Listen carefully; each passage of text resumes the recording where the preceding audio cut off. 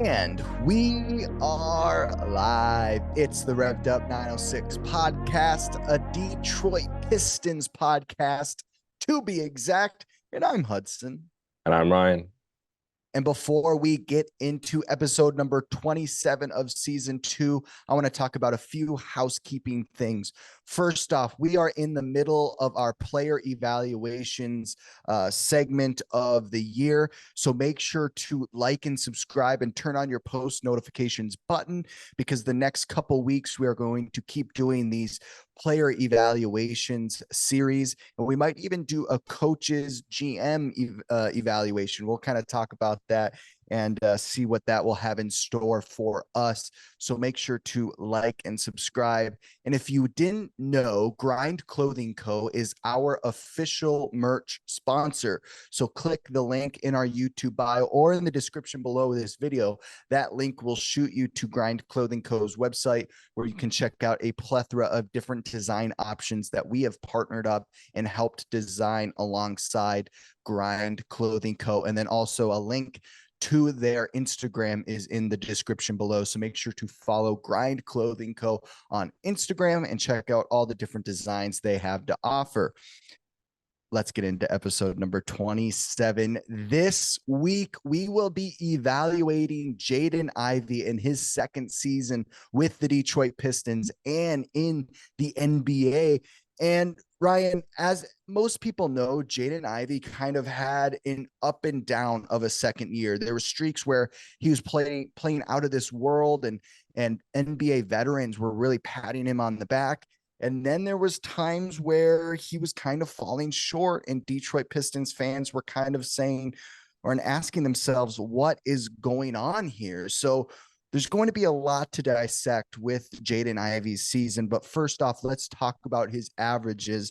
He averaged 15 points per game, 4 assists, 43% from the field, 33% from the three-point line, and averaged 29 minutes per game in a great 77 games played this season.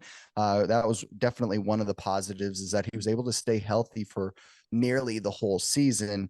In his last 5 games of this 23-24 season, his best game was against the Philadelphia 76ers, where we lost by 18 points, but he scored 25 points, 1 block, 4 assists on nearly 47% shooting. So a very good shooting outburst against the Philadelphia 76ers on April 9th. That was one of the kind of things I wanted to talk about, is that he was able to kind of finish this season well for the Detroit Pistons in a season that was full of losses. Ryan, what are some of your first thoughts on Jaden Ivey's second season with the Pistons? Yeah, to me, when you play 77 games, it is great, because that's not far off 82. Last year, he played 74 games, which is not far off 82. So he's proven that he can stay healthy, which is the biggest positive out of probably anybody that we're going to evaluate here, just because he had Stu and Duran, who missed quite a few games. I mean, Stu missed half a season pretty much. Asar Thompson missed the last 20 games of the season, not to mention any other games that he had missed prior to that. Marcus Sasser's missed a handful of games. So a lot of these guys that we're evaluating here, they haven't played a full season, whereas Jaden Ivey's played pretty much 2 full seasons. And what he's been able to do. Now, I understand when you look at the broad scheme of things and where Jaden Ivey started off this year, everybody was going like, Monty hates him. What's going on here? Why isn't he getting playing time? He was great for us last year. Where is he now? It's not that Monty didn't like him. That wasn't the issue. The issue was Jaden Ivey was coming off a slump, because it always happens going into your sophomore season. You go into a slump. It doesn't matter when or where. It's just, it happens. It happens to these second year guys. It always will. And so that's the case. That's what happened with Ivey to start off the season. And then once he got through it, he really started to really go off. He had a very great stretch where he was very positive and multiple times here and there. And then all of a sudden he was in a slump again. And it happens. But it just seemed like more often than not, Jaden Ivey was in a slump. And it wasn't necessarily that he was playing bad basketball. He just couldn't hit shots. When the shot's not falling, players struggle. But thankfully, he has picked it up defensively. He averaged what was it? A block a game this year. Had Right. 24 more blocks this year than last year. And Yeah. this year he had 41 blocks on the season. That's not bad at all for Jaden Ivey. He actually, in my regard, became known as like the chase down artist because Oh, he was gonna go out there and try to defend you as best as possible. And that will say that's the one bright side from last year to this year is his defense. It has gotten a lot better. So there's a lot of things you can really bubble up to. The sophomore slump to does Monty Williams hate him? That's not the case. To he's playing more efficient. His defense has gotten better. He played more games this year than last year, and last year he still didn't miss that many games. So right. there's a lot to really break down here because he's improved in a lot of that in a lot of fields, but then he's also not improved and he's gotten worse in a couple capacities. But yeah, overall, I would say Jaden Ivey for what he did last year versus this year. This year, I think it was better this year. Something that I consistently battled with when watching Jaden Ivey was I kept forgetting that he's only in his second year. He was such a big focal point of the Detroit Pistons team last season of trying to find these positives, trying to play this high IQ style of basketball where you forgot that he was a rookie. And so coming into this season, I think people had such big expectations for Jaden Ivey and somewhat forget that he's a new dad, a newly married guy finding himself in this professional career. And I think there's two parts to that is one, that's a good thing that we expect a lot from Jaden Ivey, but then I also think we have to pull back the reins a little bit and kind of maybe take him out of some trade talk just because he has only had 2 years in the NBA and he's still finding his way. We saw Cade Cunningham come out of his fourth season or his third season rather and say, I'm finally just now figuring out what the NBA is all about. So I think people have to give some grace to Jaden Ivey because in his second year, he is averaging 15 points. You know, I could see him coming out of his third season averaging 20 points per game. I don't think it's out of the question for a guy like Jaden Ivey. So that's something I kind of want to remember, you know, let the fans and let the people know that he is only in his second season. Let's hold back the reins a little bit. When you look at the statistics, it's really not that bad. And I do think certain players do need to be traded on this Pistons team. I'm not convinced it's Jaden Ivey. I'm looking at a shot chart right now on statmuse.com, and I kind of wanted to paint a picture for the Pistons fans of what Jaden Ivey did shooting wise compared to the rest of the league. So when we look at the top of the key, right below the free throw line, he did struggle from that area, the mid-range game. He shot 33% from the field. Compared to the rest of the league average is 45.6%.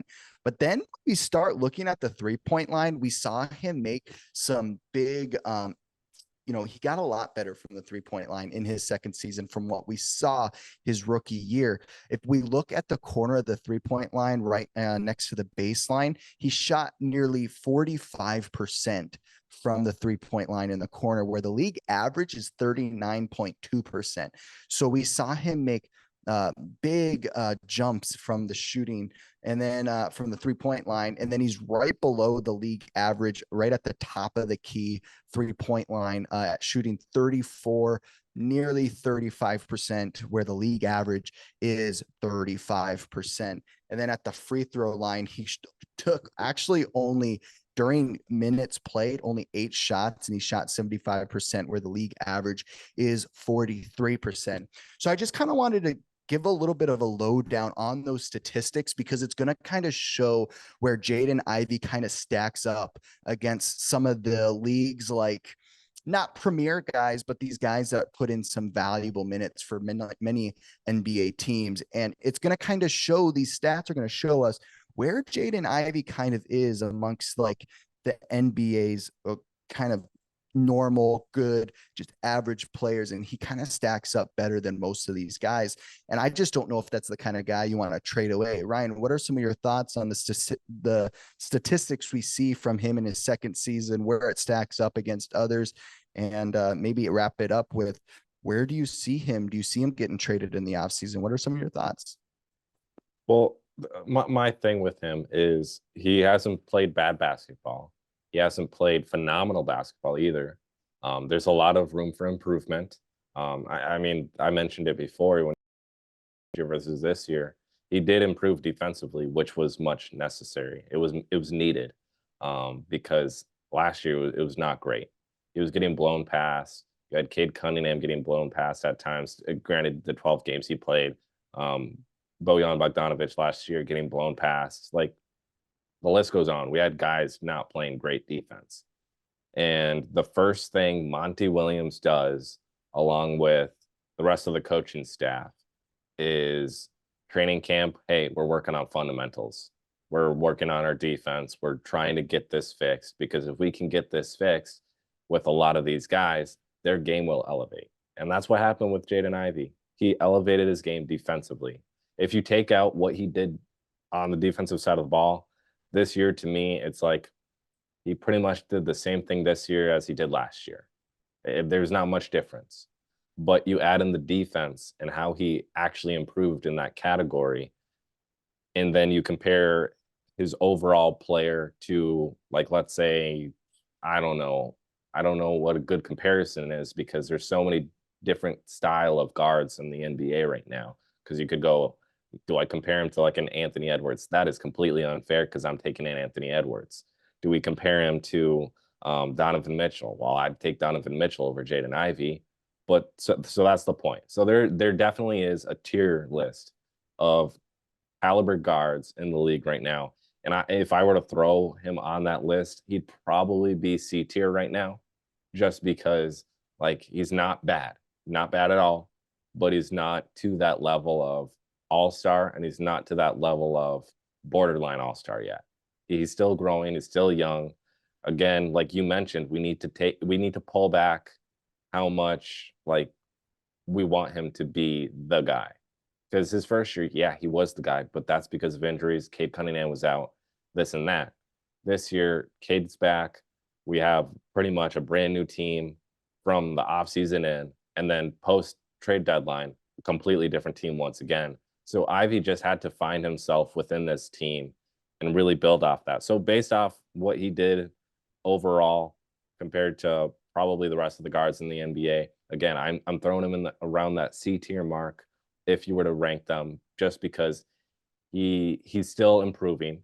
I agree he can average at least 20 points next year, but he's not borderline all-star yet. He has to improve scoring the ball. He has to improve his shooting from three. If his shooting from three improves next year, on top of his defensive improvement this past year, and then the overall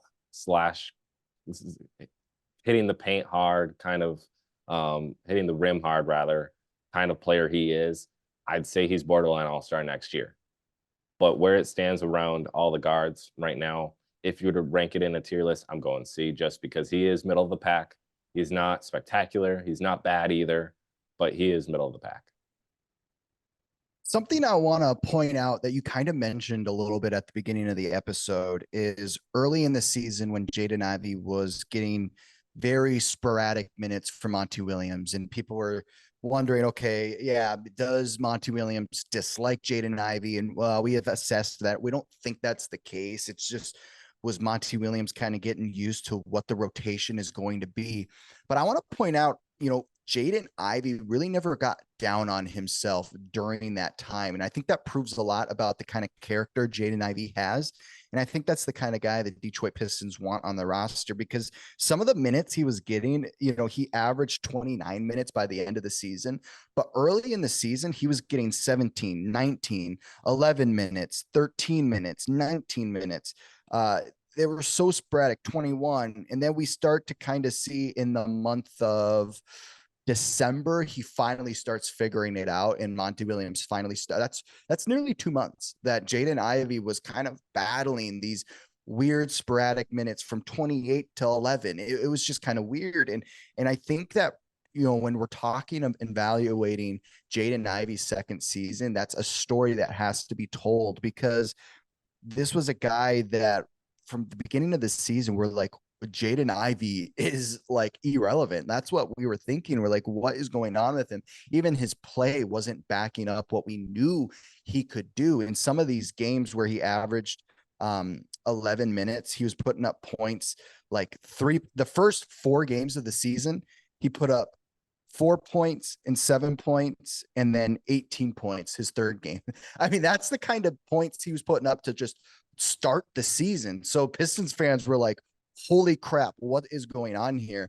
And for him to eventually kind of pull it together, whatever was going on with him and Monty Williams and Troy Weaver, whatever was going on with Jaden Ivey in the front office was figured out eventually. And now, after the Pistons had a losing season, I think that's the main reason Jaden Ivey's in trade talk. I think if the Pistons were a borderline playoff team, or he was on the Cavaliers, or he was on the Toronto Raptors, whatever it might be, I think he'd be a solidified player that wouldn't have to worry about being on the trade block. But unfortunately, that's just what happens with losing teams. So that's just kind of the thing I wanted to talk about a little bit, because that's a big part of the story when talking about his second season, was the sporadic minutes in the relationship with Monty Williams. Yeah, to me, what I think that really is obviously Monty Williams has a different style of coaching than what Dwayne Casey had. And obviously, Ivy was getting used to Dwayne Casey last year. And then prior to that, Matt Painter at Purdue. So like he's had 3 different coaches within the last 3 years. And it definitely takes some growth getting to learn a new system. I mean, it's hard to learn any new system pretty much, because the coaches are different. So like you go to Phil Jackson and the Bulls, they were in the triangle offense. He brought that into the NBA at that point. And that hadn't been done before, really at that level with Jordan and all of them. So the point is, like, it's hard to learn a new system right away, because Monty Williams, I'm sure he does practices different. He does a whole lot of things different. His scheme is different. He's probably wanting something where you utilize the stretch 4 more, or you utilize a runner. Whereas Dwayne Casey was like, hey, we're going to do defense, but we're also going to try and just pound it in the paint. So like I'm not saying that these are the specific schemes that they had used, but the point is, it is hard to learn a new scheme. And then it's also hard to be a new coach coming into a situation where none of the players, you don't know how they interact with one another, you don't know how they interact with you or the coaching staff, or how they react in certain plays that you had been using before in Phoenix. Like it's a whole big learning curve. So I really think when you break that down, that has to come into consideration, as to, it's not that Monty had an out for Jaden Ivey. It's not that any of the front office had an out for Jaden Ivey. It's not that there was anything going wrong there. It was just Jaden Ivey was having some issues growing and really learning this offense. And it was just growing pains. It wasn't like there was drama going on behind the scenes and I'm confident in saying I don't think there was anything like that. I think it was just growing pains, learning a new system, trying to adjust to it. Because again, and as I mentioned, he went from college to the NBA with a new coach, and then he ended up this season with a whole new coach once again. So he's had 3 coaches in the last 3 years. It's hard coming into last year, learning a new system, getting adjusted to the NBA, which is as much faster than college. And then your second year, you have a brand new coach. So I'll throw that out there just because I think that really was what was happening. Because like Cade Cunningham, obviously all of these different guys, all these high-class guys came in different situations. When you go back, Jalen Duren in Memphis, Penny Hardaway played in the NBA. He knows how fast it is. Monty Williams played in the NBA before he became a coach. Like Dwayne Casey played high-level college basketball before he became a coach. So all these guys have different experiences, and it's hard to adjust to certain situations and have it play out the way that you'd want it to play out. Because last year, you saw Jaden Ivey in the role he played with the Pistons. I mean, obviously, Cade Cunningham's out, and they're looking for a lot of guys to step up. Who's going to step up? Should Jaden Ivey, the rookie, step up? Do we want to have him be a ball dominant player within the offense and really play a point guard? So that's really, there's a lot of things going on between last year and this year. So I think that's really at the core of what the issues were at the beginning of the season. In regards to the 2 months, not getting like substantial playing time, it just came down to he's still needing to learn and grow into this system for it to work out the way it did to end the season, really. So we're about to get into some more statistics. I want to briefly mention Jaden Ivey's best game of the season so we can kind of get a better view of what Jaden Ivey's second season looked like. His best game of the season, he had 32 points, 6 assists, 4 rebounds, 1 steal in 34 minutes played in a loss to the Timberwolves on January 17th of this year.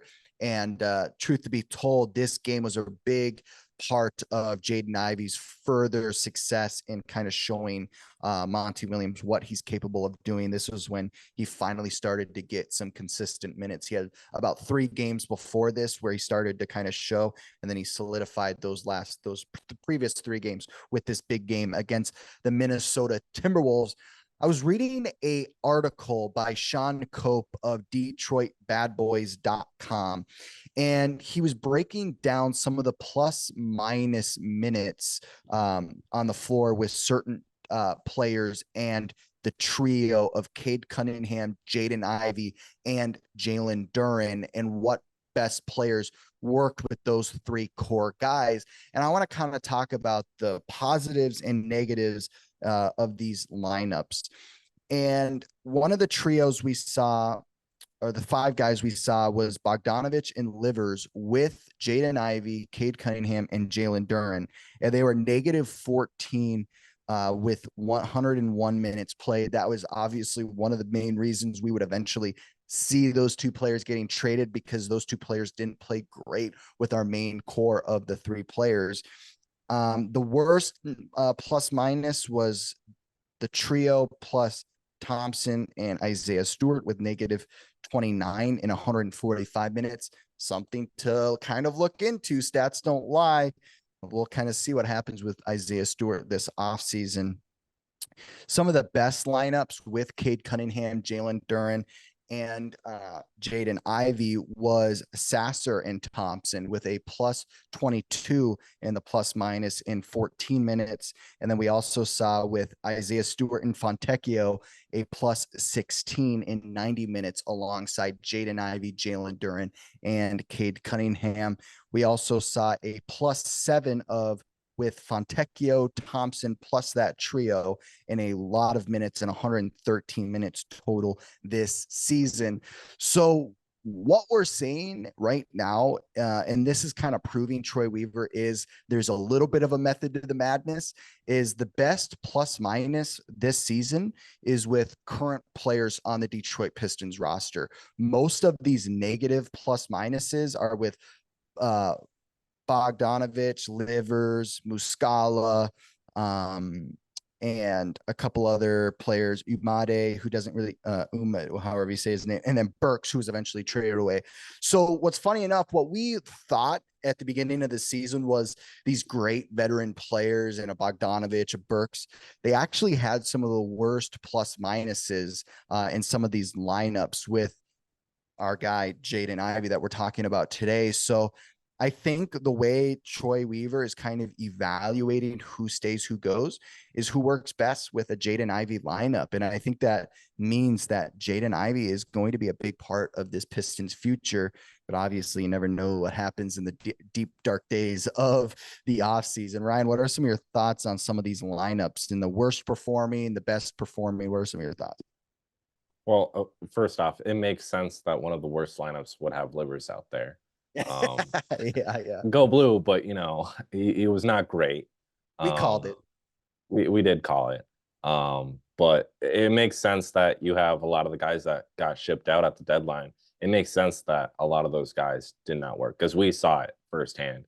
If you're at the games watching it live, if you're on at home watching it on TV, we saw how bad those lineups were. Right. When Jaden Ivey had guys around him who actually suited his capabilities, he was great. When you have like that best lineup out there where you have Sasser and Thompson and Duran and everybody there, it makes sense that Ivy would thrive with those two guys out there because it actually it makes Ivy more into an a wing in per se because there's and actually I will say this, Ivy really became more of a 3 and D type guard this year. His defense drastically improved, like I mentioned, and then his 3-point shot, even though it actually dipped last year, he was shooting around 34% from three. This year, he's at 33.6, so he's right there still. But it's not that his shooting was bad; he just was taking smarter shots. So he was not taking as many, but he was taking certain shots in certain spots, like the corner, like you mentioned earlier.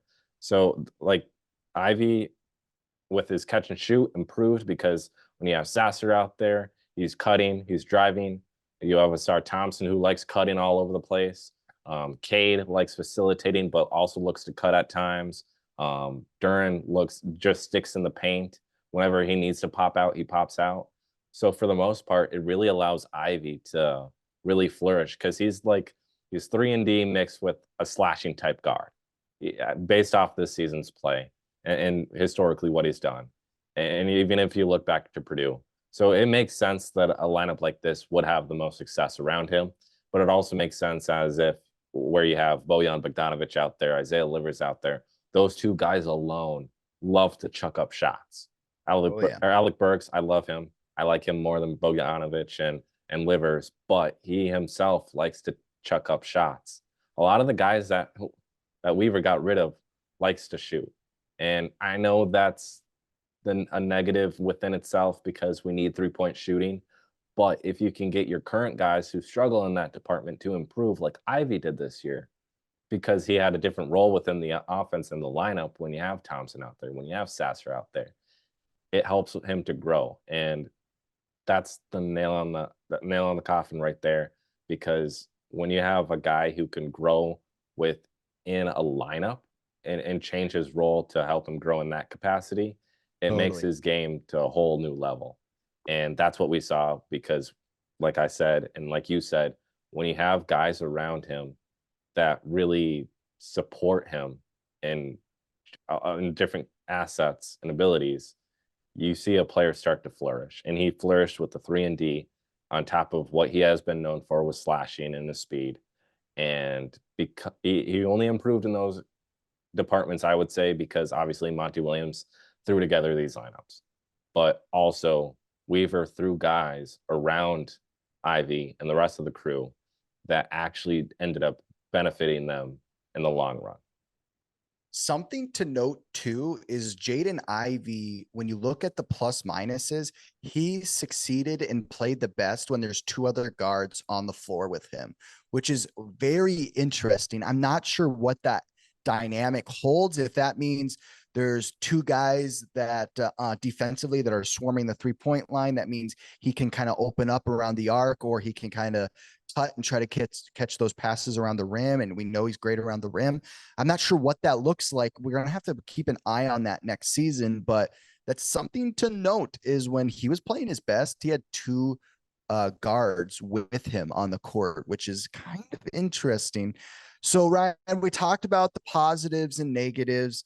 We talked about all the positives, rather. Let's talk about some of the negatives of Jaden Ivey's season. Obviously, we noted in some of the statistics, he improved, decreased. Something that I want to talk about is he did average 15 points per game, but he was inconsistent on the offensive side. You know, when you look at the game log of Jaden Ivey's season, he'll have games like where he goes out for 28, then 18 points, and then 37 points the next game, but then he'll just fall off. He'll have the next game after is 37-point game, he had 14 points, and then he had 2 points, and then he had 8 points, and then he'll start to make a little bit of a resurgence. He'll get 14 points, and then he'll get 10, and then he'll get 34. And the one thing I want to see from Jaden Ivey next season is less drastic of inconsistency. I'm fine if he goes for 34 and then the next game has 16 or 15. It's when he starts hovering with 10 points and then 10 points and then 8 points and then 37 points. I don't want it to be so drastic, because one thing he's going to have to offer for the Detroit Pistons to start having a winning, more and more wins and in each season is he's got to get that consistency. And I think that naturally does happen in your third, fourth season, right? When you start to, get the groove of the NBA like a Cade Cunningham has. But that's one thing he's going to have to show us. And I think that's another reason why the front office won't trade him, because I think it's brewing that the consistency will get there. Ryan, what are some of your thoughts on that, or some negatives you saw? Yeah, when you look at the totals for points from last year to this year, he actually scored less, 19 less points, which is not drastic or anything, but he still scored less than he did last year. And he had less rebounds, 24 less, 91 less assists than last year, which is actually incredibly high. But like defensively, like I mentioned, he did improve, but offensively, like, you scored less, you had less rebounds, you had less assists, like drastically less assists. So, and I will say, last year again, he was the star of the show. He had a lot of minutes, whereas this year his minutes did decrease, but they have to decrease because last year, let's be realistic here, we were going to lose no matter what. This year there were high hopes, but we still lost. But he if he wasn't, like you said, if he wasn't inconsistent throughout so many times this season, my goodness, I probably would have been more positive on the negatives for him. But when you have 91 less rebounds than last year, and I understand it was, again, he was in a different role because he was playing more of a point guard last year, but still, like, there can't be that big of a drop off. And like you said, from 10 to 8 to 34 and whatnot, you can't be that inconsistent to have good quality minutes.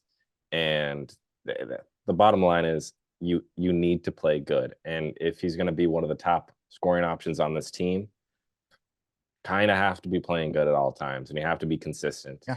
Usually those consistent players, they go a long way. And it doesn't matter if you're coming off the bench or not.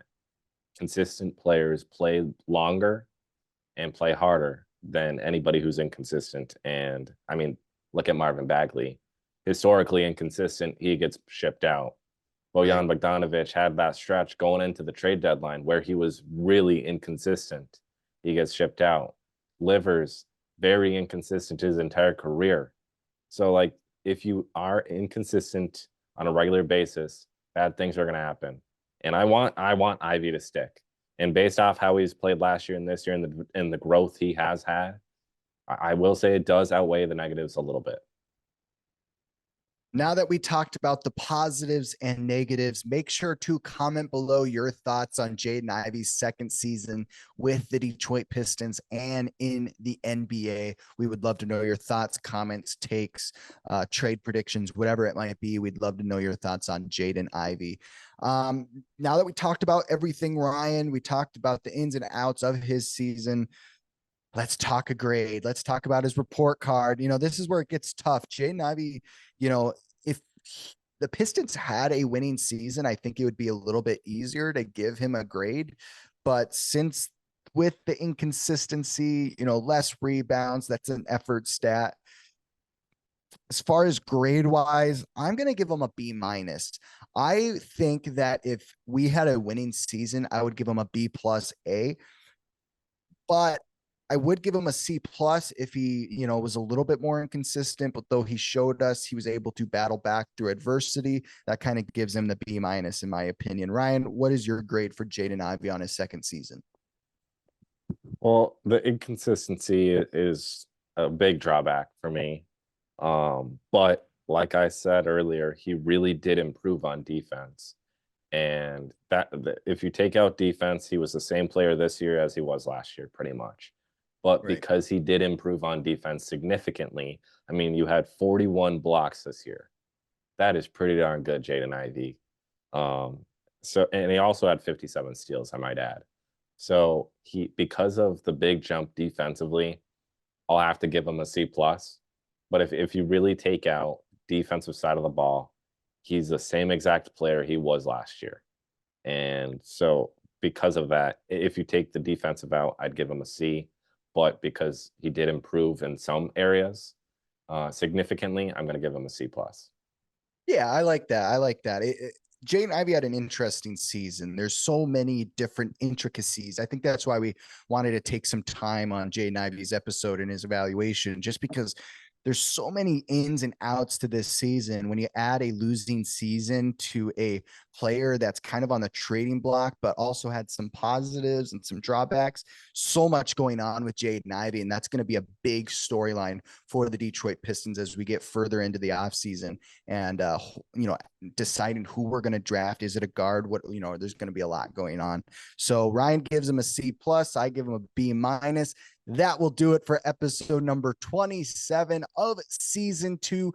Make sure to like and subscribe, comment below your thoughts on Jaden Ivey, and we will see you guys in episode number 28.